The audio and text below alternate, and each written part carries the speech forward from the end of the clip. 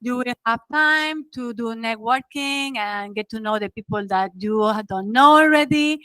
And please remind that if you leave by any chance, leave your tag name on the desk. All right? Okay.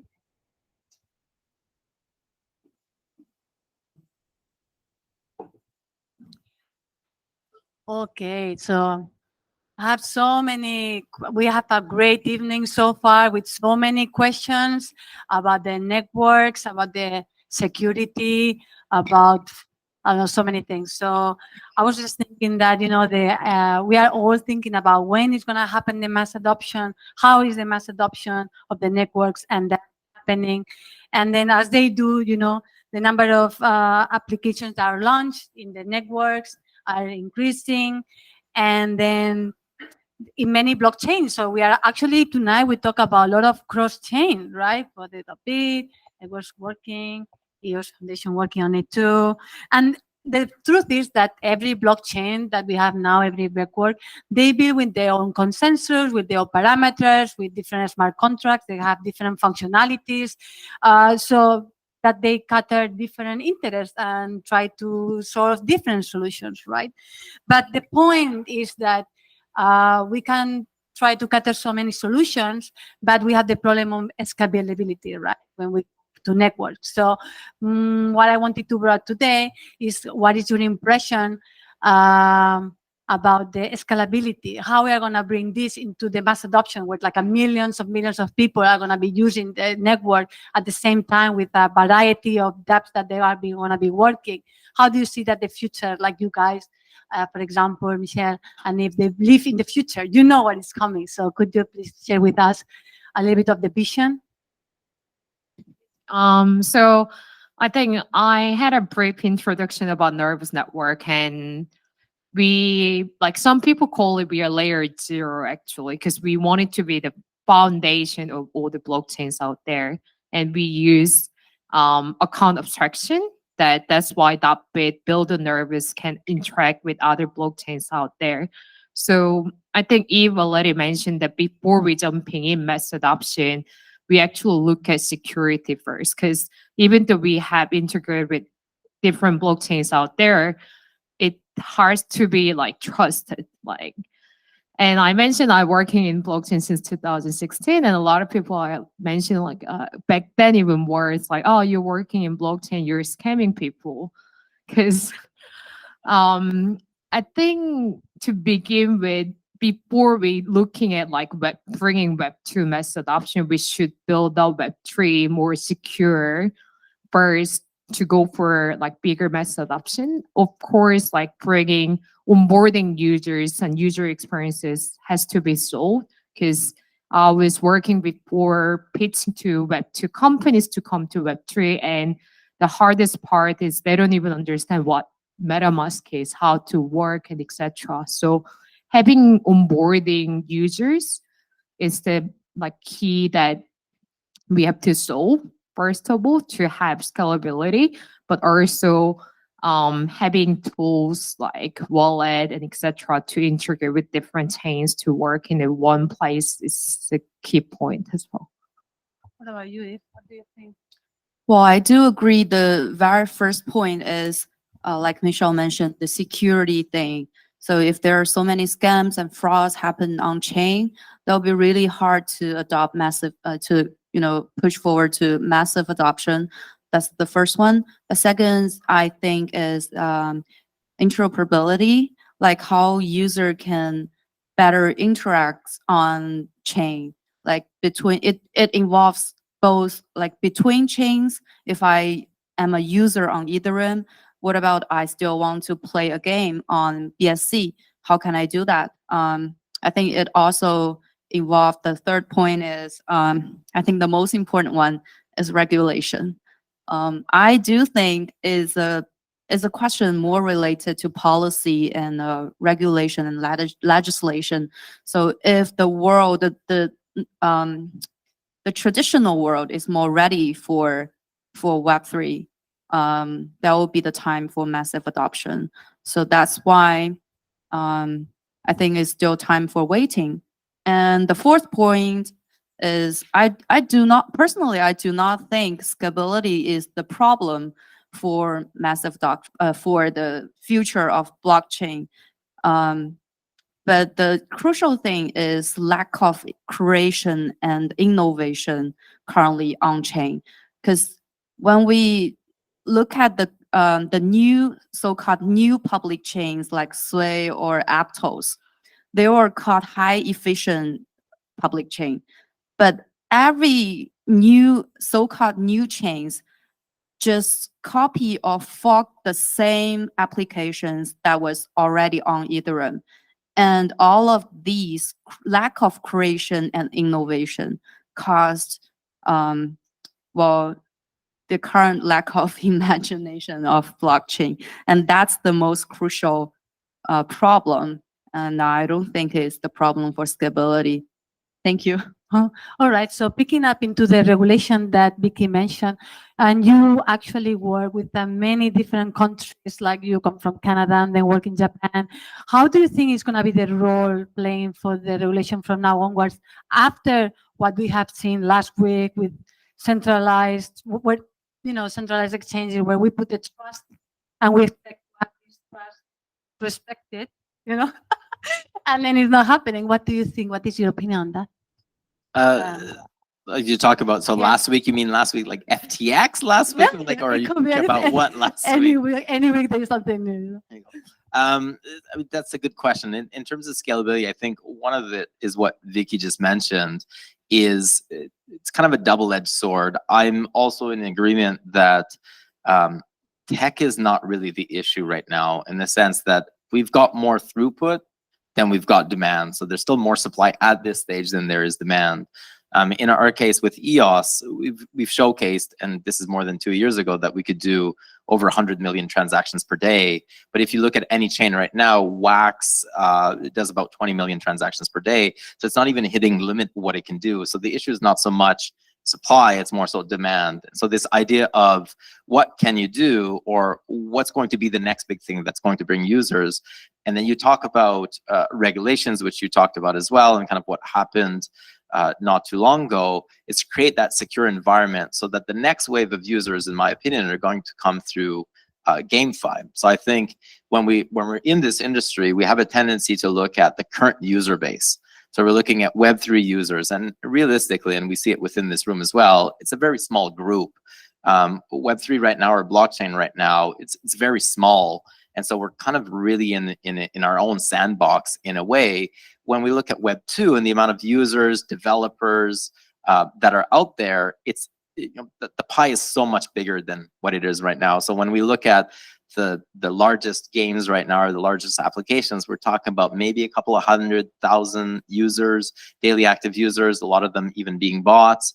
When we look at the app stores, to have that level of users, we're in rank 200, rank 500, I don't know what it is. It's way down the list, right?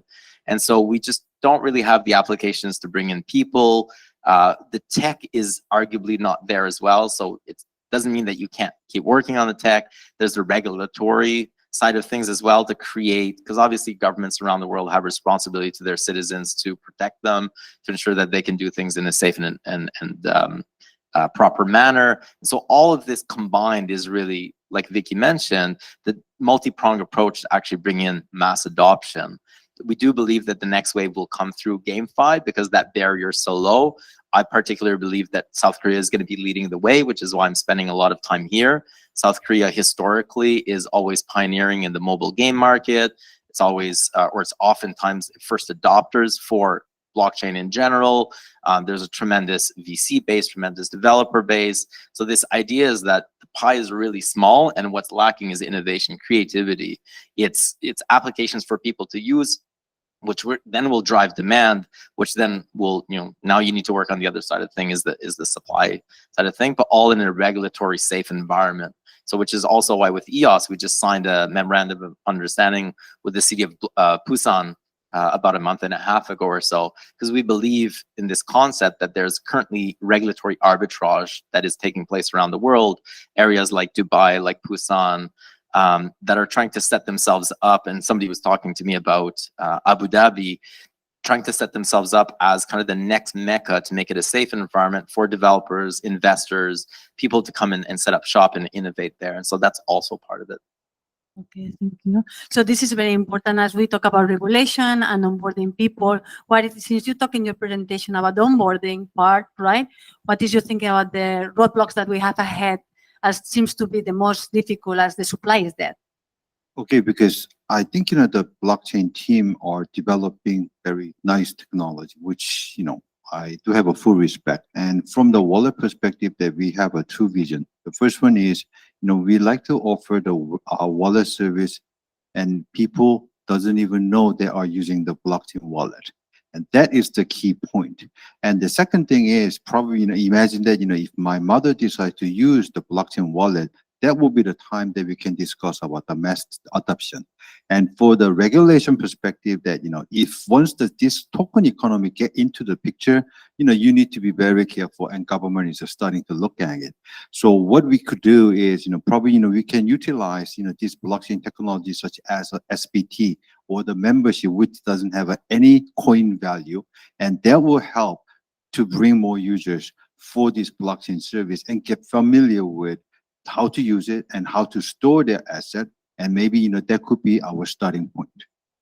All right, very good. So now I would like to think about, everybody talk about the onboarding. So what is actually practicality when we talk about Nervos Network? What do you do in your daily life to influence people who doesn't know how to come into the Web3? I think, yes. So we talked about layer 1, but so Nervos Network had layer 2 as well on the top of layer 1. It's even compatible with Started because there's so many dApps on Ethereum that we wanted to bring them. But it was quite too late, and now we rebranded to gaming, like GameFi. So when we look at it too, we branding it as like fun first gaming platform. So when you look at gaming, you just don't play because it's built in Rust, for example, or like Golang or Python. It doesn't really matter for the users to play games. It has to be simple, fun to bring in users. So that's the one part, as along with the creativity and like fun to play has to come first, because there's not much of demands before we're talking about mass adoption. If we have 1 billion users wants to play this game built in our layer 2, we can then think about integrating and building more tools to bring 1 million users. We don't have that step yet. So what we're focusing on is having simple game but fun to bring in people first, then talk about the other parts later on. What about what do you do? Like, in order to incentivize and say, hey, get your Yeah, sure. So talking about letting people, so I personally I'm not a tech background. I don't even know what is Bitcoin or blockchain maybe 3 years ago. And I majored in history and film study when I was in college. So nothing to do with tech, nothing to do with blockchain. I got to know this is because of the Chinese government. So Chinese government is having a very, harsh and it's kind of terrible regulations in the whole industry. And that's the start when I start to know Bitcoin. And after I got into this industry, I traveled to a lot of places, talking to a lot of marketing people in the world. And the fact is, in current world, places that adopts cryptocurrency or blockchain technology the most are South America and Middle East and Africa. So why are these places that first carry on the mass adoption, like we said just now, and start everything from scratch? Is because the fiat system failed in these places. And the same reason why there are many Chinese founders and developers got into this industry is because in real life we realized our money is not our money. is controlled by the government, and the banking system is not reliable. So that's why we go into blockchain industry to try to find a solution, and then just obsessed with the idea of blockchain, the idea of Bitcoin. And I think for places that have a very stable fiat system will be harder and kind of delayed to get into this era. But so that's why sometimes I feel maybe the next generation of the cryptocurrency adoptions will start from places that actually suffer the most in traditional financial system. And when I talk to my friends about why they need to know blockchain for onboarding, all of the onboarding information I provide them is more related to what I just said about your money is not your money, so then you need Bitcoin. That's why that's something maybe I don't know, maybe South Korea has a very stable finance system. I'm not sure like people here will fully get to cryptocurrency under this regulation situations. So what do you think? So I guess from our point of view, or from my point of view, one of the things that I do because of the position that I'm in, we've got resources to be able to deploy to actually improve on the protocol. So I guess from my point of view, it's more on the technical side of things of where we deploy resources so that this technology can be adopted better. Because there's a limit to what I can do. I mean, I can attend events like this, but that's not really scalable. One of the things that I can do that's quite scalable is to deploy resources towards, for example, creating SDKs, building blocks that will make it easier for developers to then go out and they do what they do best, which is create products that then will attract users. But one of the things that we need to admit ourselves in this industry is that blockchain is incredibly hard. You mentioned it, right? That one of the barriers right now is even just wallet. If you want your mom or whoever to participate in this, it's still very difficult. And even as developers, it's still very difficult in this space. We're still very nascent. We're still very new to this. So anything that we can do to reduce that barrier, to make it easier for developers to do what they do best, and more so specifically as well, what we've seen in the last couple of years is a shift occurring. Last year and maybe the year before, we saw a lot of blockchain developers build applications. And what we're starting to see now is traditional application developers leverage blockchain technology to build their dApps. So they're already successful developers, or they're already successful businesses that already have good revenue models, good user bases, communities, actual use cases, now starting to leverage the technology, because the technology is at a place right now where the tools are there, the SDKs, the libraries, and the rails are there essentially to be able to start benefiting from the underlying technology that we're here discussing about. And that's really where I focus. So following it, so do you think that we need more use cases in order to convince more about onboarding people from the Web 2 to the Web 3? Yeah, no question. So maybe, we can just, implement, we can think about just, scenario that just, issuing the VIP, so-called the parking coupon as a SBT or the NFT time form. That will be very good use case. And people just, the service provider can recognize who is their royal VIP customer, because, they cannot be transferred to the other address. And the question is, how easy that you need to show your VIP ticket to the valet or the man. But that is the question that we need to solve. All right. And then just to finalize this, the Fireside, do you think we reached the bottom, or we are expecting a 2023 glorious or something like it? So I think That's it's a like, question. yeah, it's a good question. And I mentioned earlier, that's why it's freaking hard working in blockchain, because there's nothing that you can predict, right? It could happen anything in 1 second. There's no end in sight. And it's actually, I've heard this question a lot through like traveling the world, like every founders, everyone I meet, like, Michelle, do you think like the bull run will come soon, or like what do you think about current situation? And I always say that we need a strong like opinion leader in this industry.